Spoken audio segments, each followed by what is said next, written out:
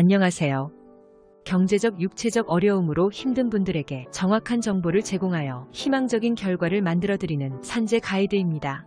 재해자분들이 산재 승인을 받고 치료와 요양을 받아 치유가 되었지만 장애가 남는 경우가 있습니다.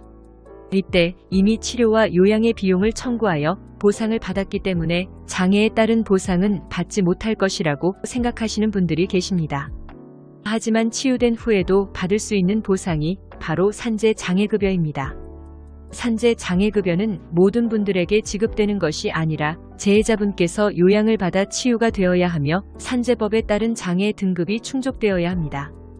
또한 장애급여의 소멸시효를 넘지 말아야 하는데요. 소멸시효는 치유일 다음 날부터 5년입니다. 장애연금을 받기 위해서는 기준에 따른 장애 등급을 부여받아야 하는데요. 장애 등급은 1급부터 14급까지 나누어져 있으며 장애 등급의 기준에 해당하는 장애가 2 이상 있는 경우에는 그중 심한 장애에 해당하는 장애 등급을 그 근로자의 장애 등급으로 하되 제13급 이상의 장애가 2 이상 있는 경우에는 제5급 이상에 해당하는 장애가 2 이상 있는 경우에는 3개 등급 상향 조정, 제8급 이상에 해당하는 장애가 2 이상 있는 경우에는 2개 등급 상향 조정, 제13급 이상에 해당하는 장애가 2 이상 있는 경우에는 1개 등급 상향 조정하여 이에 따라 조정된 장애 등급을 그 근로자의 장애 등급으로 정하고 있습니다. 다만 조정의 결과 산술적으로 제1급을 초과하게 되는 경우에는 제1급을 그 근로자의 장애 등급으로 하고 그 장애의 정도가 조정된 등급에 규정된 다른 장애의 정도에 비하여 명백히 낮다고 인정되는 경우에는 조정된 등급보다 1개 등급 낮은 등급을 그 근로자의 장애 등급으로 합니다. 또한 규정되지 않은 장애가 있을 때에는 같은 표 중에 그 장애와 비슷한 장애에 해당하는 장애 등급으로 결정합니다. 장애보상연금으로 지급하는 경우에는 연금 지급 당시 평균 임금과 해당 장애 등급의 연금 일수를 곱한 금액을 12개월로 분할하여 지급합니다. 장애보상 일시금으로 지급하는 경우에는 치유 당시 평균 임금과 해당 장애보상 일시금 일수를 곱한 금액을 지급합니다.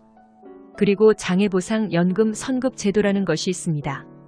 이는 장애보상연금 수급권자가 신청을 한다면 장애보상연금액의 절반에 상당하는 금액을 미리 지급받을 수 있는 제도로 1급부터 3급까지는 연금의 최초 1년분부터 4년분까지, 4급부터 7급까지는 연금의 최초 1년분 또는 2년분까지 선급이 가능합니다.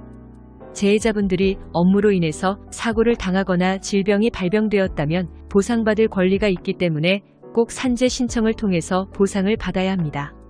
하지만 산재 신청에 대해서 제대로 알지 못하거나 입증 자료를 제대로 준비하지 못해 불승인이 나거나 나에게 맞지 않는 장애 등급을 부여받는 경우가 많습니다. 그렇기 때문에 전문가의 도움을 받아 산재 신청을 준비하는 것이 좋습니다. 산재 가이드는 법률적으로 문제가 될 수 있는 부분에 관해 상세히 설명을 드리고 해결책을 제시하는 길잡이를 해드립니다. 항상 노력하는 자세로 의뢰인의 이익을 최우선하는 모습을 보여드리겠습니다. 그 밖에 더 많은 정보는 네이버 산재 가이드 카페로 오시면 확인하실 수 있습니다. 내용이 마음에 드셨다면 구독과 좋아요, 알림 설정 부탁드립니다.